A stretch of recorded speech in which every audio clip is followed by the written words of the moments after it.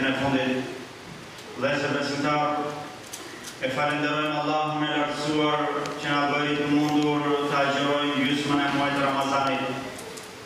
Dhe i lutemi Allahut të lartësuar të mundsoj agjërimin e gjysmës tjetër dhe të na i pranoj agjërimin e këtij muaji. Është shumë e rëndësishme vëllezër besimtar që kur punojmë punë të tilla, pra prej adhurimeve, duhet të dim se çfarë kushtesh kanë ato për të pranuar. Në mënyrë që të na pranohen tek Allahu i lartësuar ashtu siç ai do. Dhe të ruhemi nga çfarë adhurimet prishen dhe zhvlerësohen tek Allahu i lartësuar. Prandaj hutbeja sotme është për sinqeritetin, është për pastrimin e niyetit, është për qëllimin. Qëllimi i cili e ka vendin në zemër, ka një rëndësi të madhe në adhurimet që njeriu bën. Madje është vetë qëllimi i krijimit njeriu. Siç thot Allahu i lartësuar: "Wa ma khalaqtul jinna wal insa illa liya'budun." Nuk i kam krijuar gjinët dhe njerëzit vetëm të më adhurojnë. Ka thënë Ibn Abbasi, vetëm të më njësojnë. Pra që njeriu me adhurimin e tij të kërkojë vetëm shpërblimin e Allahut të lartësuar dhe jo shpërblimin e krijesave. Të mos kërkojë me punën që bën veç se kënaqësinë e Allahut të lartësuar dhe shpërblimin në botën tjetër. Dhe për këtë urdhëron Allahu i lartësuar në fjalën e tij ku thotë: "Wa ma umiru illa liya'budullaha mukhlisina lahu din." Thotë dhe nuk janë urdhëruar për gjë tjetër, veç se që ta adhurojnë Allahun me sinqeritet dhe atij i takon feja e pastër. Vëllezër besimtar, nëse ne adhurojmë Allahun e lartësuar me sinqeritet, me pastërti në zemrat tona dhe në qëllimet tona, atëherë Allahu i lartësuar do të na japë mirësi të mëdha në këtë jetë në botën tjetër. Sepse njeriu nganjëherë nxitohet dhe gabon, dhe do që me punën dhe adhurimin që bën të arrijë kënaqësinë e njerëzve, të arrijë pozitën në mesin e njerëzve, ta përmandi njerëzit për mirë, të zërë një vend të lartë në mesin e tyre. Por kjo është gabim, sepse nuk arrihet ngritja në dynja në zemrimin e Allahut të lartësuar. Nuk duhet ta kërkojmë ngritje në pozita në këtë jetë, duke shkelur mbi ahiretin tonë, pra në llogari të botës tjetër. Prandaj Allahu i lartësuar na tregon se nëse ne punojmë punë të mira, duke qenë besimtar dhe i punojmë ato me sinqeritet, Allahu i lartësuar do të na japë mirësi në këtë botë dhe do të na shpërblejë mirë në botën tjetër. Siç thot Allahu i lartësuar: "Wa man ya'mal min as-salihati min dhakarin aw untha wa huwa mu'min falanuhyiyannahu hayatan tayyibah wa lanajziyannahum bi ahsani ma kanu ya'malun." Ai, pra kushdo qoftë ai që punon një punë të mirë, prej burrave apo grave, duke qenë besimtar, të tillët njerëz ne do t'i bëjmë të jetojnë një jetë të mirë. Pra këtyre njerëzve ne do t'u japim një jetë të mirë dhe në botën tjetër do t'i shpërblejmë me shpërblimin e punës më të mirë që kanë kryer. Ndërsa nëse ne kërkojmë kënaqësitë e kësaj jete vetëm, nëse ne kërkojmë vetëm që njerëzit na përmendin për mirë, që të duam të ngrihemi në mesin e tyre, atëherë nuk do të kemi në botën tjetër shpërblim. Dhe në këtë jetë Allahu i lartësuar do të na i grisë atë perde, do të na i qierë atë maskë që është mes nesh dhe njerëzve dhe që njerëzit nuk e dinë. Thot Allahu i lartësuar: "Man kana yuridu al-hayata ad-dunya wa zinataha nuwaffi ilayhim a'malahum fiha wa hum fiha la yubkhasun. Ulaika alladhina laysa lahum fil akhirati illa an-nar wa habita ma sana'u fiha wa batilu ma kanu ya'malun." Thot kushdo shpërblimet e kësaj bote dhe bukuritë e saj, ne do t'ja japim atij atë që kërkon dhe nuk i lëm që mangët. Por këta njerëz nuk do të kenë shpërblim në botën tjetër veç se zjarrin. Këtyre njerëzve do të shkatërrohet ajo që kanë punuar dhe gjithë mundi i tyre shkon kot. Dhe thot Allahu i lartësuar: من كان يريد حرث kushdo që të mbjellë ahiretin e tij, pra botën tjetër, ne do t'i shtojmë atij mbjelljen që bën.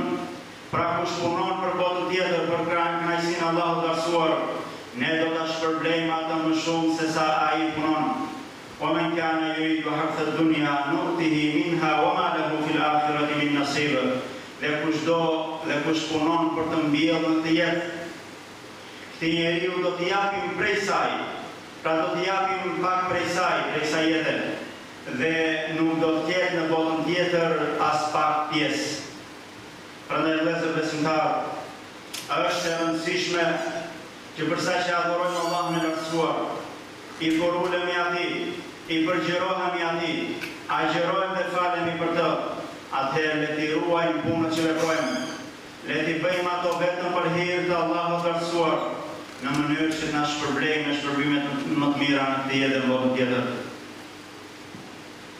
Dhe sinqeriteti vëllezër besimtar ka rëndësi të madhe. Madje profeti sallallahu alaihi wasallam, kur është pyetur nga njëri prej beduinëve, nga njerëzve shkërtirës, ka qenë duke u folur shokëve të tij për fenë. Dhe ka ardhur një njeri dhe ka folur me zë të lartë: "O Muhammed, çfarë është besimi?" I thot: "Besimi është sinqeriteti. Besimi është sinqeriteti. Para bëhet lavd pastërtia në qëllimin tënd kur kryen adhurime. I tilli, pra ky është besimi i vërtet." Dhe njeriu me sinqeritetin e tij del nga çfarë është e urryer tek Allahu i lartësuar prej dynjas.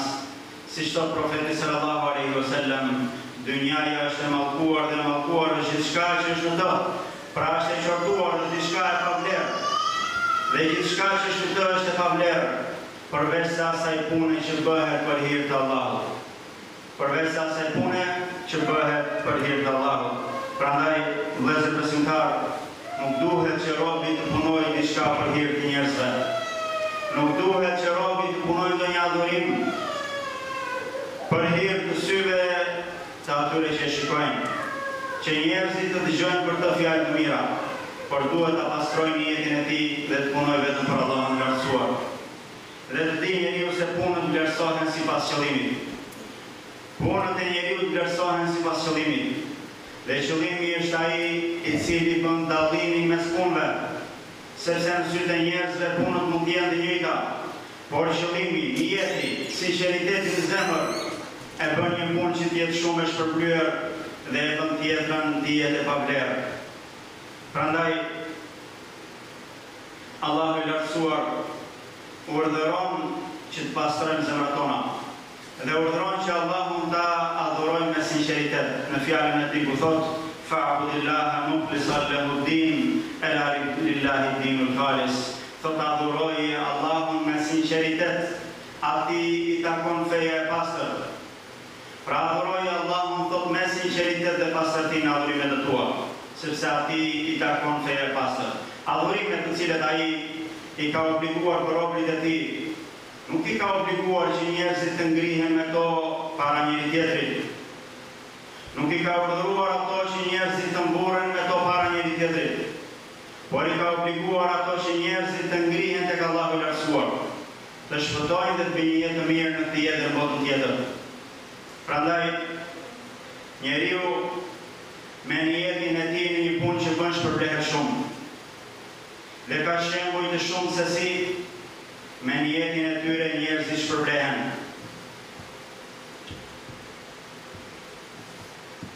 Ka nga Abu Huraira radhiyallahu anhu se profeti sallallahu alaihi wasallam ka thënë: Allahu thot nuk shikon në trupat tuaj dhe as në pasuritë tuaja. Dhe në transmetim tjetër nuk shikon në trupat tuaja dhe në pamjet tuaja, por shikon thot në zemrat tuaja dhe në punët tuaja. Pra Allahu nuk ju llogarit për fizionomin, për fizikun apo pasurinë tuaj, por ju llogarit për zemrat tuaja dhe për veprat tuaja. Pra e keni pasur zemrat të sinqerta dhe të pastra në adhurim, dhe a keni punuar për Allahun e lartësuar apo jo. Thot profeti sallallahu alaihi wasallam për të treguar se disa njerëz shpërblehen me niyetin e tyre, edhe nëse nuk punojnë punë, thot profeti sallallahu alaihi wasallam, ai njeri që i lutet Allahut me sinqeritet, që ta bëj prej shahidave, prej dëshmorëve, Allahu thot e shkruan të tillë edhe nëse vdes në shtratin e tij. Pra njeriu që me sinqeritet kërkon gradën e shahidave, e dëshmorëve, për njerëzve që bien dhe japin jetën e tyre për të ngritur fjalën e Allahut, për të ekzistuar feja e Allahut dhe për të përhapur ajo. Thot këtyre njerëzve për shkak të sinqeritetit, Allahu a jep të gradë thot edhe nëse vdesin në shtratet e tyre. Dhe thot profeti sallallahu alaihi wasallam, siç transmetohet nga Aisha radhiyallahu anha, ai njeri që falet natën, pra që ka zakon të tij të falet natën. Nëse një natë së gjumi, thot Allahu i lartësuar ja shkruan atij thot si kur është falur, dhe gjumi është sadaka për të, pra është dhurat për të. Dhe ka ardhur në hadith tjetër që thot, ai njeri i cili e bën një jetë në darkë për të falur natën dhe fle dhe e mund gjumi, të njeriu i shkruhet si kur është falur, dhe gjumi është sadaka për të. Janë argumente të cilat të japin shumë shpresë dhe të gëzojnë, sepse njeriu me niyetin e tij arrin shpërblimin e njeriu që falet natën. Prandaj kanë thënë selefët, arrin njeriu me niyetin e tij shpërblimin e agjërosit të ditës dhe atij që falet natën. Dhe tregon profeti sallallahu alaihi wasallam për një njeri i cili deshi të jepte sadaka, por nuk e dha në vendin e duhur, me niyetin e tij e mori shpërblimin të plotë. Një njeri thot do t'i jap sonte sadaka, dhe del thot i maskuar dhe vendos sadakan në dorën e njeriu që kaloi në arsye. Dhe ky njeri ishte hajdut. Dhe njerëzit në mëngjes morën vesh dhe thanë i kanë dhënë sadaka sot një hajduti. Thot ky njeri, po Allah falënderimit të takon ty, qoftë edhe nëse atë sadaka ja dash një hajduti. Do t'i jap përsëri thot sonte sadaka. Edhe natën e dytë vepron kështu dhe vendos sadakan e tij në dorën e një moraleje. Pa e ditur. Dhe në mëngjes njerëzit thanë i kanë dhënë sadaka sot një moraleje. Sot Allah falënderimit takon ty për sadakan, edhe nëse e kanë vendosur në dorën e një gruaje të tillë. Dhe thot do t'i jap përsëri sonte sadaka. Dhe e vendos atë në dorën e një njeriu të pasur. Dhe njerëzit thonë mëngjes i kanë dhënë sadaka sot një njeriu të pasur. Thot Allah falënderimit takon ty për të treja këto sadaka, edhe nëse ato e morën njerëzit e papërshtatshëm. Thot, ju tha këtij njeriu, kanë thënë nëpërmjet ndonjë profeti apo në ëndrrën e vet, ju tha këtij njeriu, dhe siç na tregon profeti sallallahu alaihi wasallam, nuk i është thënë nga shejtanët, por është shpallë që profeti sallallahu alaihi wasallam na tregon dhe thot ju tha këtij njeriu, për sa i përket atij hajdutit, ndoshta sadakaja jote u bë sebeb që ai pendohet. Dhe ndoshta i morali u bë sebeb, për i moralin u bë sebeb sadakaja jote që ajo të pendohet dhe të thotë rizku i Allahut arrihet edhe me halal. Dhe ndoshta u bë sebeb për të pasurin që ai të nxitet dhe të jap sadaka. Pra me niyetin e vet që kishte i pranua puna e tij. Dhe me niyetin e vet njeriu arrin gradat e atyre njerëzve që punojnë dhe japin, edhe pse vet nuk kanë mundësi të japin. Tregon profeti sallallahu alaihi wasallam në një hadith të rëndësishëm, thot për 3 gjëra unë betohem. Për 3 gjëra unë betohem, thot. E para, nuk paksohet pasuria e njeriut nga sadakaja. Dhe e dyta, thot, nuk ka njeri që i bëhet një zullum. Dhe që duron veçse Allahu i shton atij krenarin. Dhe nuk ka njeri që i hap vetes derën e lypjes, veçse Allahu i hap atij njeriu derën e varfërisë. Thotë do t'ju tregoj diçka, prandaj mësoje më mirë atë. Kjo dynja ka 4 lloj njerëzish. kjo dhunja ka 4 lloj njerëzish. Një njeri të cilit Allahu i madhruar i ka dhënë pasuri dhe i ka dhënë dije, dhe ai me dijen e vet i jep hakun pasurisë së tij, duke mbajtur, duke ruajtur marrëdhënien farefisnore, duke dhënë sadakat të varfrit, pra duke dhënë në këtë pasuri hakun e Allahut.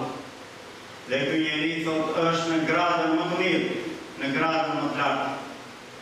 Dhe një njeri të cilit Allahu i lartësuar i ka dhënë dije, por nuk i ka dhënë pasuri. Dhe ky njeri thot, për shkak të dijes së vet, e nxit dija dhe thot sikur të kisha pasuri si filani do të bëj asnjëri. Dhe ky njeri thot me jetin e tij të sinqert është në një gradë të shpërblimit me njeriu e parë.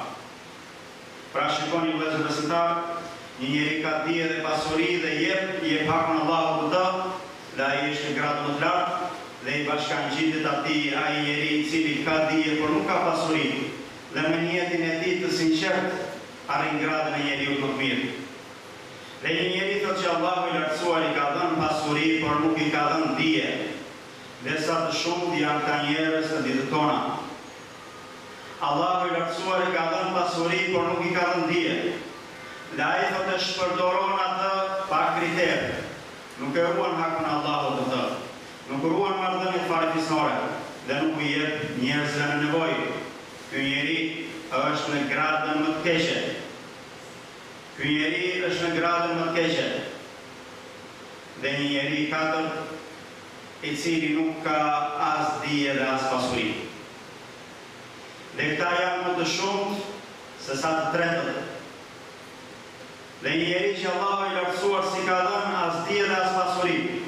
Dhe ai thot, sikur të kisha pasuri do kisha punuar si ky njeriu i tretë. Pra do të bëja çdo lloj të ndaluara. Dhe të tillë mendjelet janë të shumta ashtu siç thamë. Thot profeti sallallahu alaihi wasallam, ky njeri me niyetin e vet është njësoj në gjuna me atë që paraprim. Pra shikoni se si njeri e bëri që të ishte në gradën e njeriu të mirë, dhe tjetrin e bëri të jetë në gradën e njeriu më të keq. Prandaj ne lutim Allahun e lartësuar të na bëjë që t'i ruajmë punët tona me sinqeritet. E lutim Allahun e lartësuar që të preokupohemi me sinqeritetin e zemrës sonë, siç ka ardhur Sufjan al-Thauri radhiyallahu anhu, selefët thot, ashtu siç i jep një rëndësi punës, ashtu i jep një rëndësi edhe sinqeritetit. Prandaj lutim Allahun e lartësuar na e pastroj veprat tona nga subajsia dhe na i bëj ato të pastra vetëm për hir të Allahut të lartësuar. Them fjalën time dhe i kërkoj falje Allahut për vete dhe për ju kërkojmë falje atij sepse është falës i madh.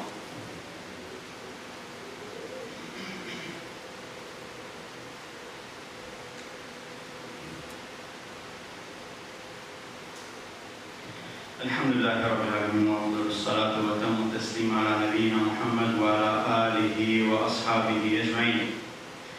Vëllezër besimtar, argumentet të cilat na tregojnë se si niyeti i njeriu, qëllimi i tij, e ndryshon një punë nga adet në ibadet, pra nga zakon në adhurim, janë të shumta. Dhe argumentet të cilat na tregojnë se njeriu thjesht me niyetin e tij shpërblehet shumë, janë të shumta, si është fjala e profetit sallallahu alaihi wasallam që thot, kush ka ndërmend, pra kush mendon për të bërë një punë të mirë, dhe nuk e kryen atë, i shkruan atij Allahu një të mirë, pra sikur e ka kryer. Dhe kush e kryen atë, thot ja shkruan Allahu atij një të mirë, pastaj ashtu fishon 10 fish, pastaj deri në 700 fishe më shumë. Dhe kush mendon të bëjë një të keqe, por nuk e punon atë, ja shkruan atij Allahu një të mirë. Dhe kush mendon të bëjë një të keqe dhe e kryen atë, ja shkruan atij Allahu një të keqe të vetme.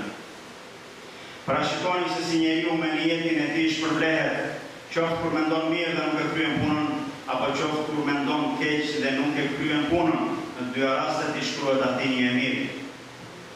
Prandaj të mos përtoj dikush nga nesh që të bëjë gjithmonë një jetë të mirën, të ketë gjithmonë qëllime të mira, dhe të ketë synime të larta, ashtu siç e dëgjuam nga hadithi i mësipërm, që nëse njeriu në natën e tij kur do të florë bën një që të ngrihet natën dhe të falet, edhe nëse nuk ngrihet, i shkruhet sikur shfarur natën dhe gjumi për të sadaka.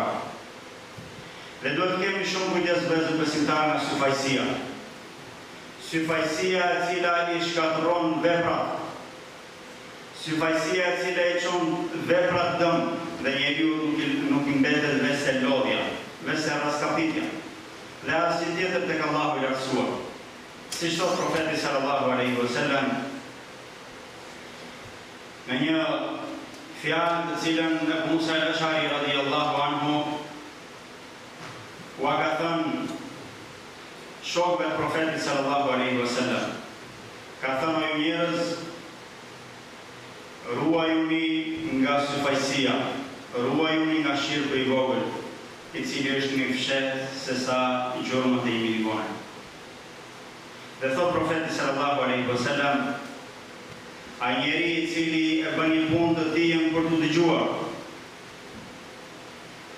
ditën e gjykimit Allahu i lartësuar do të tregojë krijesave, pra do të nxjerrë të para krijesave dhe të gjithë do të marrin vesh në jetën e tij. Pra ditën e gjykimit do ta turprojë atë Allahu para krijesave. Dhe do ta zvogëlojë atë dhe do ta nënshmojë atë. Dhe thot profeti sallallahu alaihi wasallam, gjëja që i friksohem më shumë për ju është shirku i fshehtë. Pra shirku i fshehtë i dhujtaria. I thanë çfarë është kjo i dërguari Allahut? Thot profeti sallallahu alaihi wasallam, është syfajësia. Allahu i lartësuar po thot njerëzve të cilët kanë punuar një punë me syfajësi ditën e gjykimit, shkoni tek njerëzit që i bën punën për hirin e tyre dhe shikoni se a do të shpërblejnë apo jo. Dhe tregon profeti sallallahu alaihi wasallam për 3 persona, të cilët kanë punuar në të jetë nga punët më të mira, nga punët më të shpërblyera, nga punët më të dashura tek Allahu i lartësuar. Por këta njerëz, për shkak të niyetit të tyre, do të jenë ata me të cilët do të ndizet zjarri ditën e gjykimit. Janë prej muslimanëve, prej njerëzve që punojnë punë të mira, por niyeti i tyre i çon në këtë përfundim. Thot profeti sallallahu alaihi wasallam, të parat njerëz me të cilët do të shkërpet zjarri ditën e gjykimit janë 3 persona. I pari i tyre thot është një njeri i cili ka rënë dëshmor, pra shahid në rrugt të Allahut. E sjell Allahu dhe i parashtron mirësitë që i dha në të jetë, dhe i thot çfarë punove me to. I thot luftova për hirin tënd derisa rash dëshmor. I thot Allahu i lartësuar gënjeve. I thonë edhe me lajket gënjeve. Ti ke luftuar që njerëzit të thonë që ti je trim. I dyti është një person i cili ka mësuar dijen, dhe ka mësuar Kuranin dhe ka lexuar atë, që e sjell Allahu i lartësuar dhe i parashtron mirësitë që i dha në të jetë dhe i thot çfarë punove me këto mirësi. Thot mësova dijen dhe ua mësova të tjerëve, e lexova Kuranin për hirin tënd. I thot Allahu i lartësuar gënjeve. I thonë edhe me lajket gënjeve. Ti e lexove Kuranin që të thonë njerëzit që ti e lexues i mirë, dhe e mësove dijen që njerëzit të thonë je dietar. Prandaj urdhërohet ashtu si i pari që edhe ky të tërhiqet me fytyrën së bardhë dhe të hidhet në zjarr. Dhe personi i tretë është një person të cilit Allahu i lartësuar i kishte dhënë pasuri. E sjell Allahu i lartësuar dhe i thot çfarë ke punuar në mirësitë që kam dhënë. Thot nuk kam lënë vend mundësi për të punuar një hajër, për hirin tënd dhe se e kam punuar atë. I thot Allahu i lartësuar gënjeve. Thonë edhe me lajket gënjeve. Ti ke dhënë që njerëzit të thonë që ti je bujar. Prandaj edhe për me të 3 këta të rriqen pra me fytyrën së bardhë dhe hidhen zjarrin e xhenemit. Ky është një hadith që secili prej nesh duhet ta bëjë të mendohet. Dhe të di se këto punë madhore kanë nevojë për një jetë pastër. Adhurimet që ne bëjmë ka nevojë që të ruhen, që të bëhen sinqerta për Allahun e lartësuar. Dhe të mos na gëzoj kur që ne na pëlqejë që njerëzit na lavdërojnë, që ne na pëlqejnë që njerëzit na përmendin për mirë, por të trembemi nga kjo dhe të lutemi Allahut të lartësuar që punët tona t'i bëjë të sinqerta vetëm për të. Dhe të mos bëjnë ato pjesë për dikë prej njerëzve. Prandaj në hadithin e Abu Musa al-Ash'ariut që përmendëm më lart, që profeti sallallahu alaihi wasallam kishte thënë o njerëz, ruaju nga shirku i fshehtë, i cili është më i fshehtë se sa gjurmat e miligonës. I thonë sahabët e dërguar i Allahut, si të ruajmë prej tij kur ai është kaq i fshehtë, pra është më i fshehtë se sa gjurmat e miligonës? Thoni, o Allah, na ruaj nga të bëri shirk ty me dije. Pra o Allah, na ruaj nga të bëri shirk ty pra i dujtari, na ruaj nga ajo që ne na pëlqej që njerëzit na përmendin, të na pëlqej që njerëzit na shikojnë dhe të flasin mirë për ne. Na ruaj nga kjo nëse e bëjmë ato me vetdije dhe na i fal gjunahet që bëjmë pa vetdije. E lutem Allahun e lartësuar na bëj që të punojmë vepra të mira dhe të sinqerta në mënyrë që Allahu i lartësuar t'i pranojë ato. E lutem Allahun e lartësuar na i pranojë veprat tona prej agjerimit e namazit dhe duave. إن الله وملائكته يصلون على النبي يا أيها الذين آمنوا صلوا عليه وسلموا تسليما اللهم صل على محمد وعلى آل محمد كما صليت على إبراهيم وعلى آل إبراهيم إنك حميد مجيد اللهم بارك على محمد وعلى آل محمد كما باركت على إبراهيم وعلى آل إبراهيم إنك حميد مجيد إن الله يأمر بالعدل والإحسان وإيتاء ذي القربى وينهى عن الفحشاء والمنكر والبغي يعظكم لعلكم تذكرون وأقيموا الصلاة